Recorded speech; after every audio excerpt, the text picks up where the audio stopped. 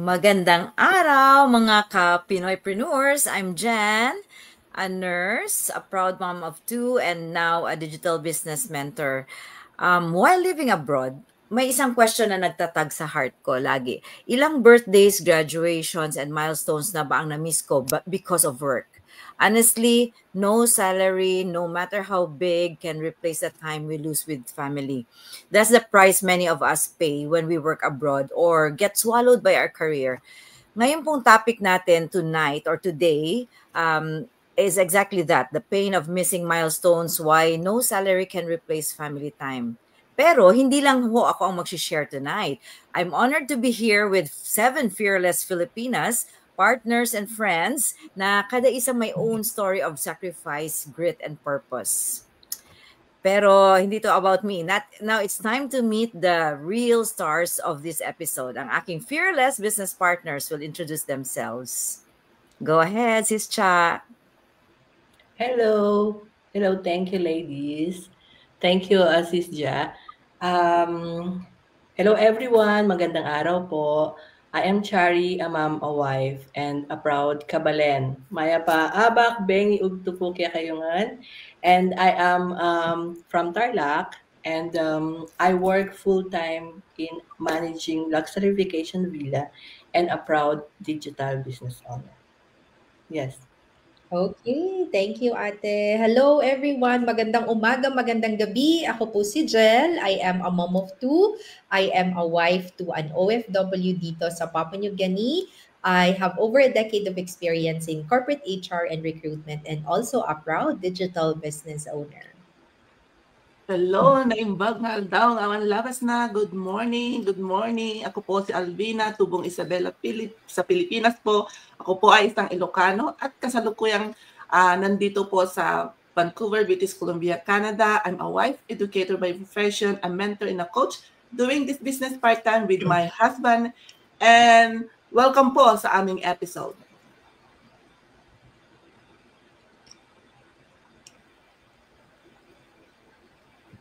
Sorry, I'm muted. Hello, everyone.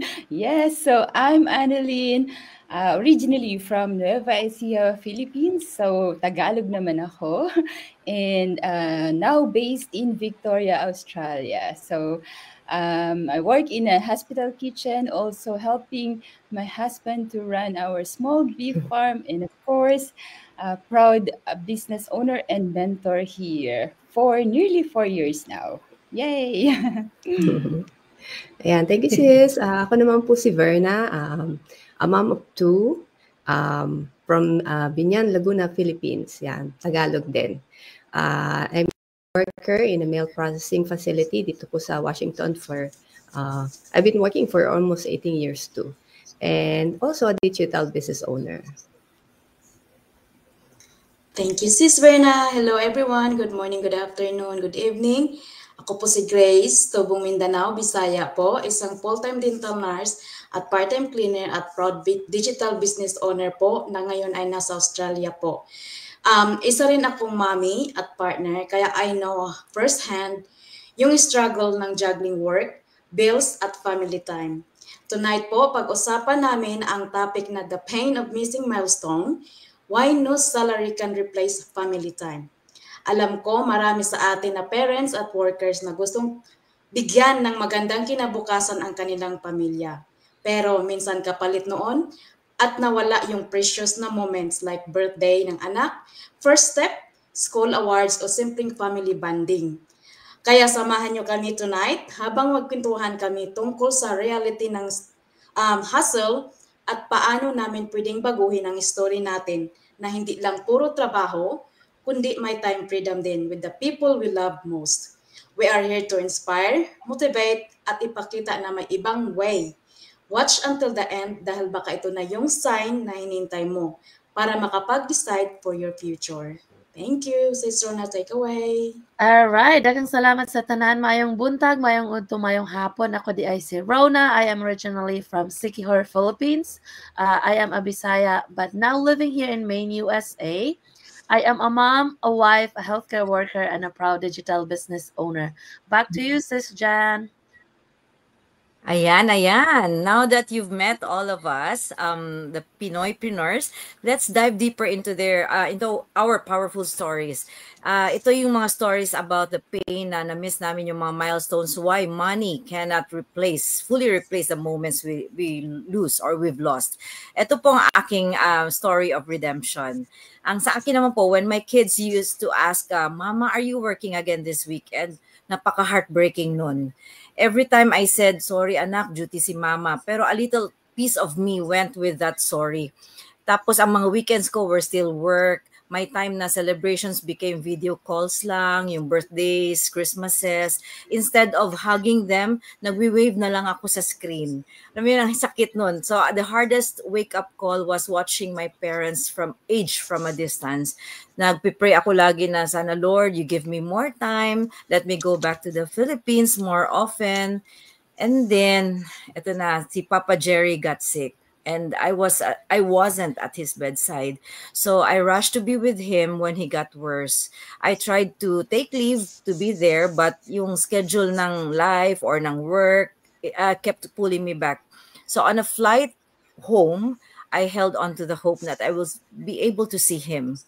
Pero on air kami in between Papua New Guinea and Philippines. He passed away while I was still on air. I reached him too late.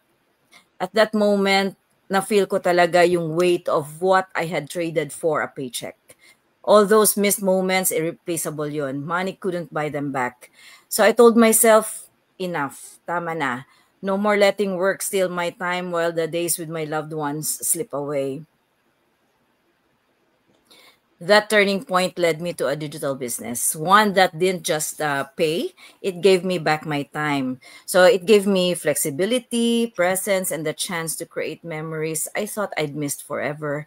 I was able to be, naging daughter ako who could visit more, a mother who could attend more school events ng mga kids ko, a wife who could plan family adventures. So I didn't just become a provider, I became present for my family. Ngayon, I'm living a life na I can control, balancing purpose and presence, and that's exactly what I want to share with you, how you can also reclaim your time and build a life that supports both your family and your dreams. That's all for me, Sis Cha. Yes. I think we have comments. Yeah, can I read them? So we have from Zavi Zonaran. I hope I deliver it right. Well done. Thank you very much. And we have from Bernadette Alvaro Anonuevo. Greetings mga sis watching from Melbourne. And then from Maris Digital Business. Hello mga sis watching from Australia. From Saltus. Good night ladies. And Coach Jel watching live from Port Moresby, PNG. And sis Bernadette. Love it mga sis. I think mahaba na. The next lady will read it for me.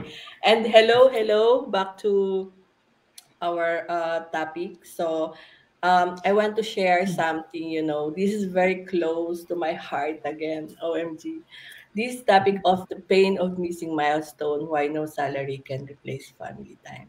Talagang tagusto sa puso ng bawat OFW.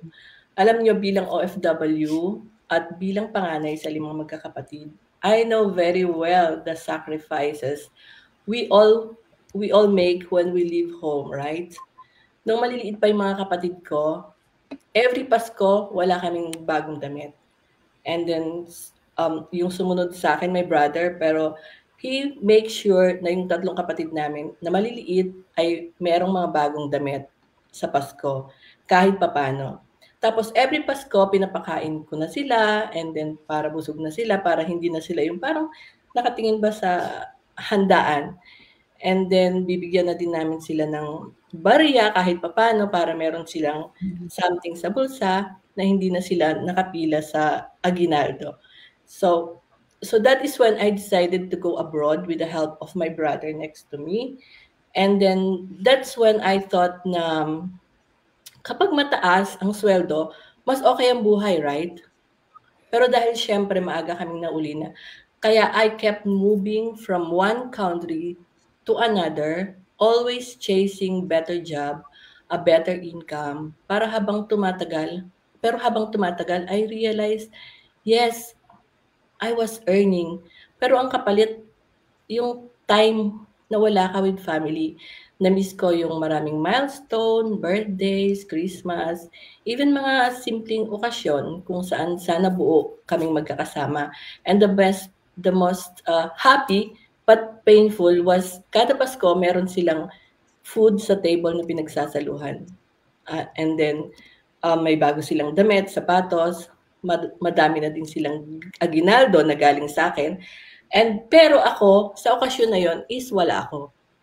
And pag naiisip ko yon talaga, I feel different. Hindi talaga matutumbasan yung kasama mo ang pamilya mo. Ito ang oras na kung saan naisip ko talaga na nakita ko na ang amount ng salary cannot replace those moments. Hindi mo mababalikan yung mga oras na yon. Hindi mo matutumbasan ang yakap at saya na kasama mo yung pamilya mo sa mga ganyang okasyon.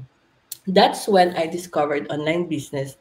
Nagbukas talaga yung isip at puso ko kasi for the first time, I saw a way na pwede palang mag-provide, pwede palang mag-build ng future, pero hindi kailangang i-trade lagi ang oras ng pamilya mo, right? That is why I'm happy that I'm with my own family now, living the life of togetherness, making sure that we are here together in every milestone, travel together, celebrates our birthdays together. I want to remind you all, kung ikaw din ay nagtatrabaho abroad, sacrificing so much for your loved ones, know that there are options, an online business. Hindi madali pero posible. If we dare to learn, to grow, to try, we can create a life na hindi lang puro trabaho, kundi may balance, may freedom, at may oras para sa mga taong mahal natin sa buhay. So, ang encouragement ko today is this: huwag niyong hayaang mawala ang sarili niyong milestone or mga oras na kailangan at mahalaga sa inyo habang tinutupad natin ang pangarap natin at tumutulong tayo. Choose to build something for yourself, para sa pamilya mo at para sa future na gusto mong i-design. Ayun po. Salamat, and I hope my story inspire you to take that step. Yes. Sis Jel. Thank you, ate. Naku, Diyos ko, parang naiiyak naman ako sa sharing ni ate. Iba kasi talaga pagka family na yung pinag-uusapan. So sa amin naman, medyo iba yung story namin kasi si husband talaga yung OFW. So siya yung nag-abroad, siya yung malayo sa amin. Kami ng daughter ko, isa pa lang yung anak namin noon, naiwan kami sa Pilipinas. Oops. Frozen. Maybe Maybe Sis Alvina. Okay. Coach, we're waiting for you. Okay, for me naman po, it's ako din po ang panganay. So are you like me who left the Philippines to work abroad for a living? Yes, no salary can ever replace family time, di ba? Dahil sa pagmamahal ko sa aking family, I choose to sacrifice. I wanted to help my aging parents and support my siblings' education.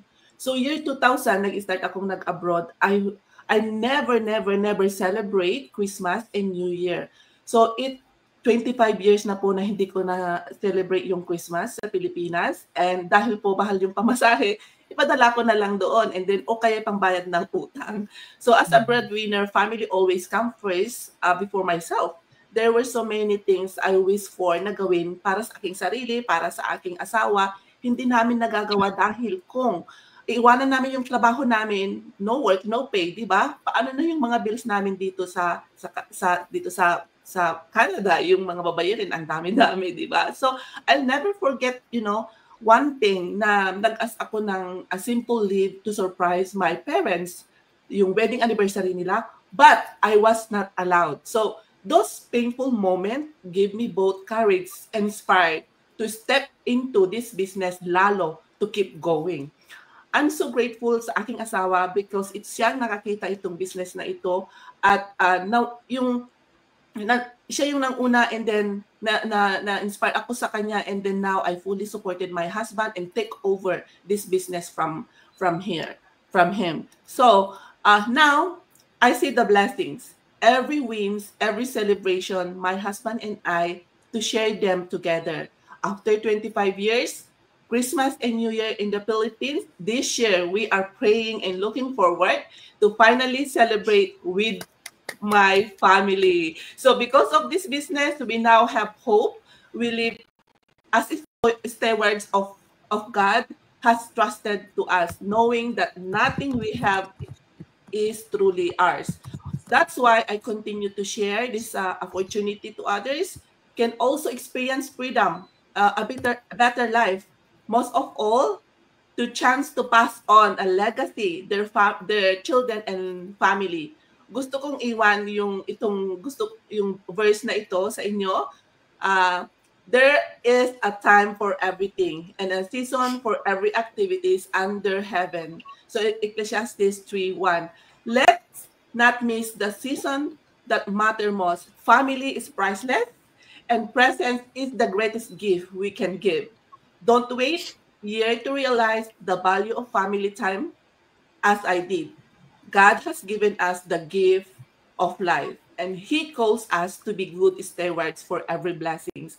So, if anyone like praying there, like more freedom, a better future, and a chance to truly to have a presence to your loved ones, this could be the opportunity you've been waiting for. I've seen how many a business owner inside our community change their life. I believe it could do the same for you. I believe, yes. So let's connect one of us here in the screen and let's start together. Mabuhay and God bless you. Back to you, Coach Okay, Jel. thank you so much. Thank you, sis.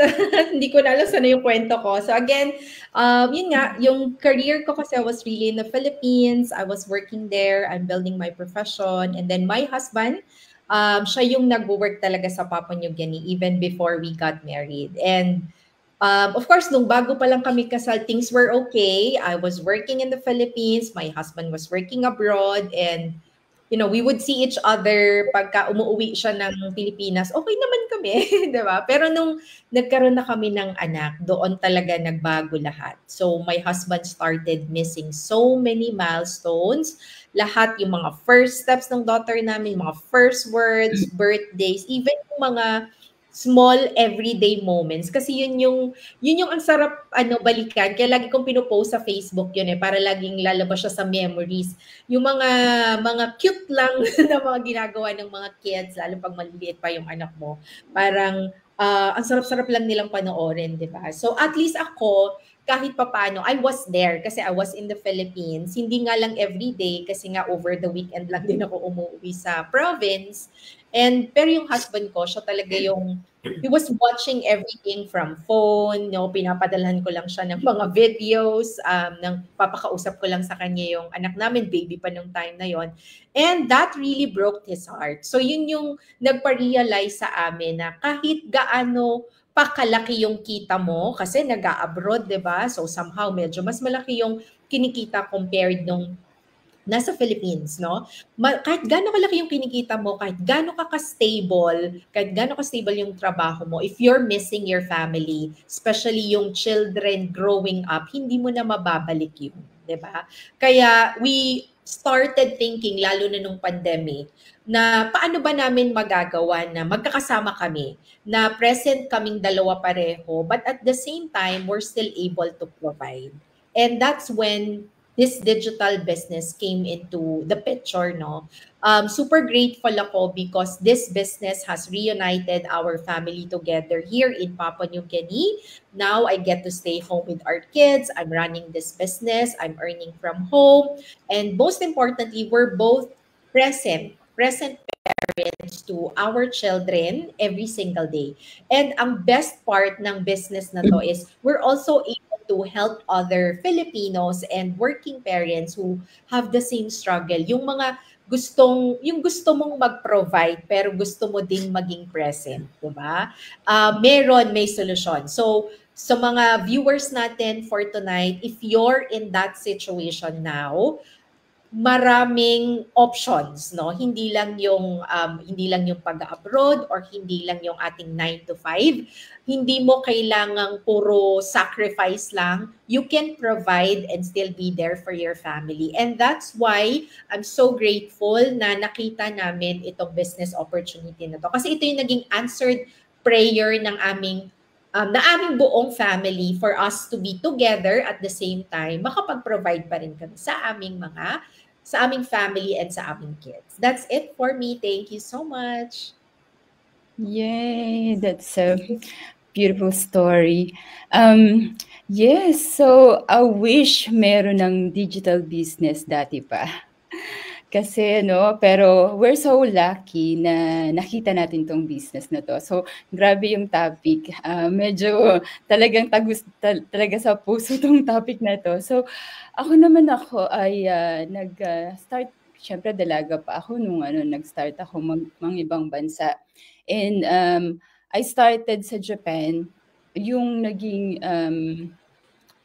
work ko is dire-diretso yung kontrata na 3 years, walang uwian.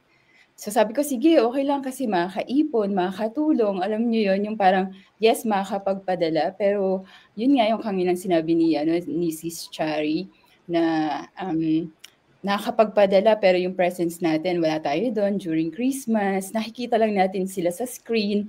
Parang ang saya kasi yung mga reunion, minsan parang tayo ngayon, magkakamukha yung mga damit natin. Tas sa Pilipinas, yung family natin, magkakamukha din ng mga damit kapag reunion. So, alam mo yon yung parang sana nandun ka din. So, ang dami ko ding na miss na milestones ng family reunion, ng family weddings, yan yung mga ganyan. So, sa akin, ang pinakamasakit yung after ko sa Japan, lumipat ako sa New Zealand. First few months ko pa lang, parang 5 or 6 months ko pa lang, I received a very sad and sad news about my father. So I know na nasa hospital siya, in and out, pero hindi nila masabi sa akin kasi bago pa lang ako noon sa New Zealand. And then I said na, okay, I think I need to go home kasi I can feel something. Hindi nila masabi sa akin kasi nag-iisa ako sa New Zealand noon. Tapos parang feeling nila babae, ganyan, or baka hindi makaya. Pero I know na there's something going on na. And then pag-uwi ko doon, hindi ko na nga siya naabutan. So sa akin parang ang tagal ko na hindi lumuha. Alam niyo yung parang nanamba ko, yung parang sabi ko, anak ako, tapos tatay ko, hindi ko nakita nung time na yun. So parang ang laking tipak, ang laking chunk sa life ko yung nawala. Yung parang napagkaitan ako nung time na yun. So kaya hindi talaga kasya na yung nagpapadala lang tayo, hindi yung wala yung presence, especially sa mga ganun na importanteng event o pangyayari sa buhay ng pamilya natin, especially sa parents, no?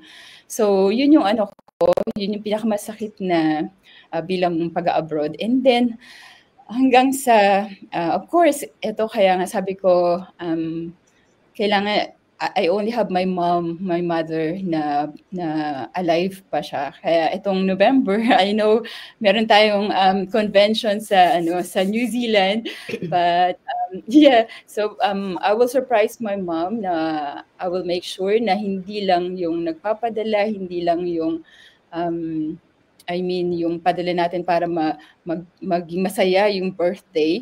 I wanted to surprise her on her birthday. My presence then, hindi lang yung present, di ba? So yun, and I'm so happy na on this business we build na hindi lang yung provision kung hindi maging present. Why? Kasi we know how flexible yung business, that we can take the business with us anywhere. Kahit na umuwi tayo ng Pilipinas, kahit na nagta-travel tayo with our families, So, kung siguro ang maiiwan ko is kung yung mga viewers natin, kung mimiliin kayo kung paano kayo magkaroon ng hindi mamimiss yung mga milestones, pipiliin niyo ba?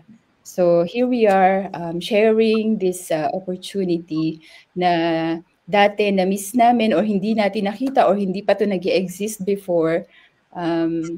Message us anytime and connect with us. Yes, Sis Verna. Thank you, sis. Napakalungkot na ating mga story ngayong gabi. So, di ba? So, talagang in this generation talaga, hindi na pwede yung nag-iisa lang yung nagtatrabaho.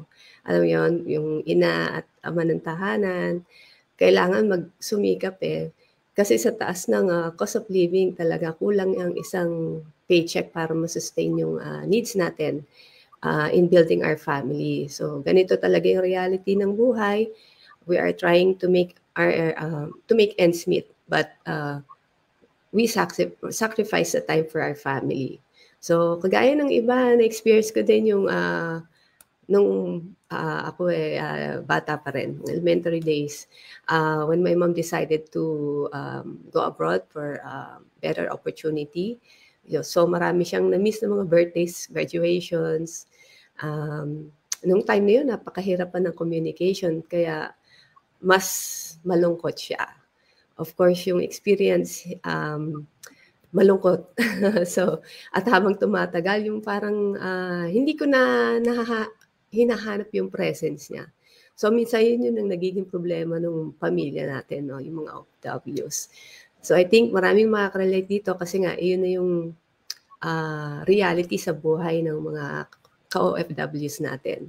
So, this time naman, nung maliit pa yung panganay ko, we tried as much to give, time and be present, but we also missed a lot during her younger years. Yung time na kailangan namin magtrabaho talaga para makaipon, to provide for our daily needs. Dahil dito sa Amerika, pag nag-uumpisa ka talagang kailangan mo magsumikap Gawin mo lahat para magkaroon ka ng bahay na titirahan, makapagtrabaho ka ng maayos at, kumbaga, yung pangangailangan nyo para makapagtrabaho is masupplyan natin. So, mapagtuunan natin ng pansin yung trabaho talaga. Maraming oras tayong naibigay. So, hindi madali talaga yung buhay natin dito. Kaya, nandito yung opportunity kasi. Ang downside naman ito, nasasakripisyo natin yung panahon na dapat present tayo sa ating mga anak. Hindi tayo makatigil sa trabaho kasi andyan yung mga bills natin, naghihintay lang sa atin, di ba? Kaya itong chance na makapag-start ako ng digital business is a blessing. So, makapag-provide kasama ang family ko dahil sa flexibility. Present ako habang nagtatrabaho ko dito sa bahay o kahit saan man kami magpunta, kailangan lang naman namin talaga is, may internet connection, laptop, or cellphone. Ang ating mga coaches and mentors can guide sa training upang mas maintindihan yung process at, nade-develop yung personality natin. So, kagaya ngayon, nakakapag-go live tayo. Noon talaga, mahihain ako. Hindi mo ako makikitang ganito. So, we connect with other fellow business owners and they are also a contributor sa pag-grow ng ating business. Yan, ang market natin is also global kaya hindi natin kailangang mag-alok sa mga close friends or relatives. And, if you need a second stream of income, this is the opportunity. Kaya we are here to share with you this opportunity to start your own thriving business. Yan, maraming salamat. Thank you, Sis Verna, OMG. Okay, so for me, the pain of missing milestone, why no salary can replace family time. So bilang eldest sa pamilya, dumaan din ako na sa period na kailangan nating i-prioritize ang trabaho at iwan ng mga pamilya para sa magandang kinabukasan. For me, I was only graduated high school, so wala pa akong natapos na kolehiyo kasi Oh my God. As eldest, ikaw yung panganay. So, kailangan mong gagawin lahat. Tulungan mo yung mga kapatid mo, parents mo, kasi sa hirap ng buhay, kami ay walang-wala din. Kakain lang kahit, yung mga mahirap. Hindi kami makakain ng 3 times in a day. So, mayroon din talagang araw na ipapasti namin yung iba. So, I think I was only like 20-year-old when I started working. First, I was working at the Philippine store in the Philippines. It was like maybe walking distance, 5 minutes away, early in the morning. And then later on, napunta ako sa Manila. I think I was 21 when I started working as a nanny. So kahit anong trabaho pinasok ko, hanggang yung amo ko is na-assign sila dito sa Australia. I think it was a big opportunity for me kasi sila pa din yung amo ko dito, dinala nila ako.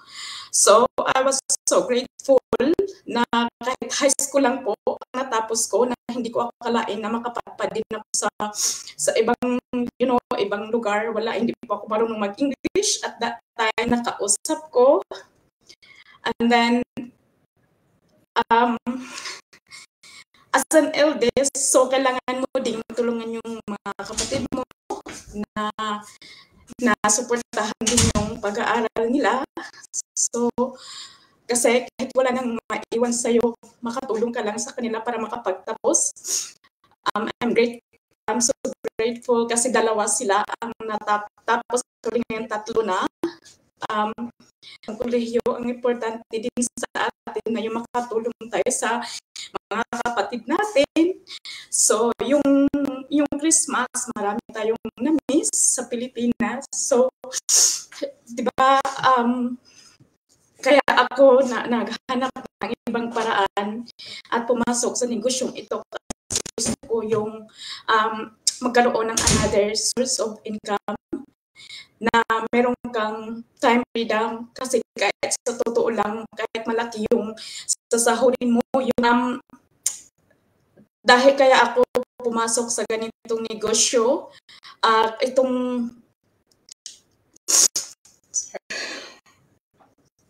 yes, kailangan talaga natin ng magtrabaho para mabuhay, pero minsan napapasa isip natin na worth it ba talaga ang overtime, double shift, kung kapalit naman ay oras kasama ang pamilya. Kasi once na nawala, tapos na.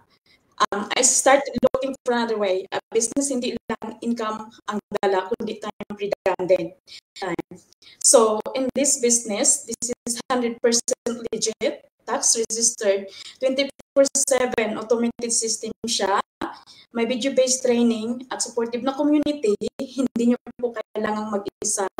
Kahit wala po kayong experience, hindi po kayo technical skill, ang importante ay hindi ka magbibinta ng products, no recruiting po, at hindi po ito LML.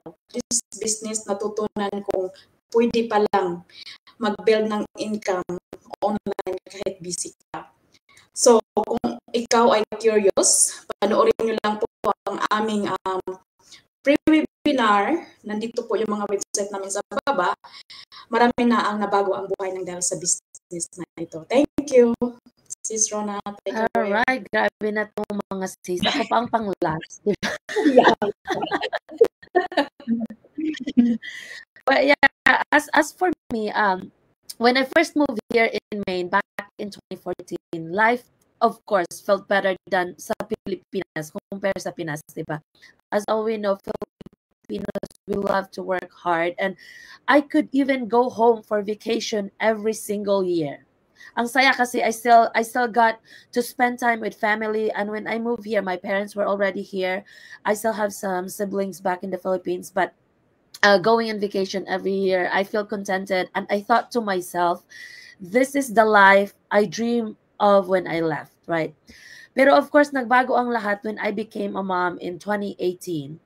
My now husband was still in the Philippines that time. I can relate to nakakaano talaga kay si Coach Jel, because he was still in the Philippines that time, and he only got to see our daughter when she was once in person. That is when she was 6 months old.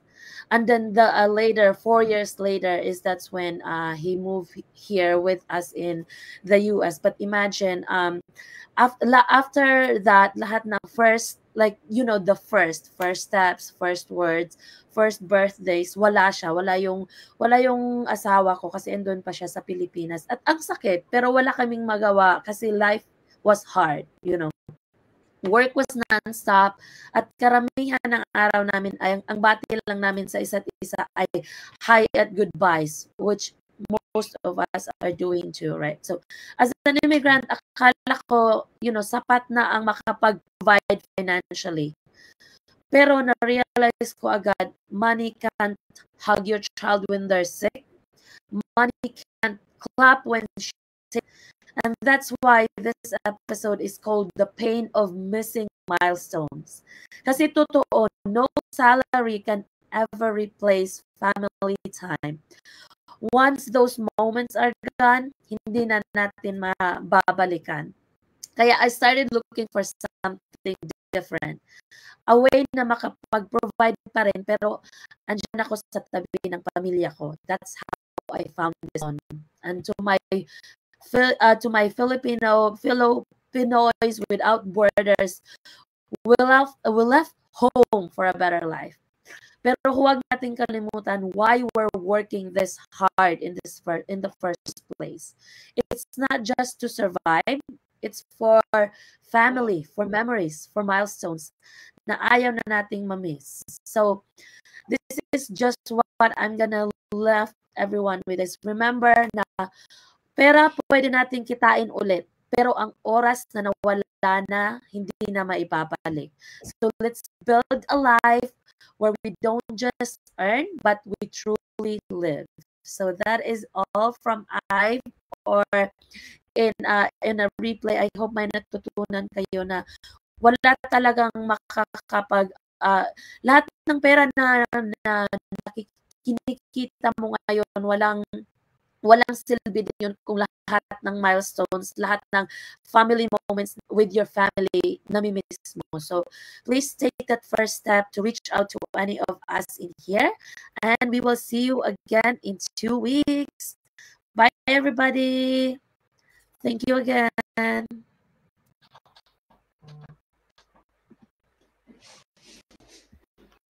Coach Jel.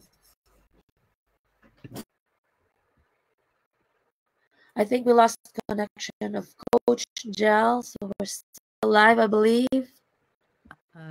Yes. Maybe we can. Oh, there, Coach Jel. Okay. We're saying bye-bye now.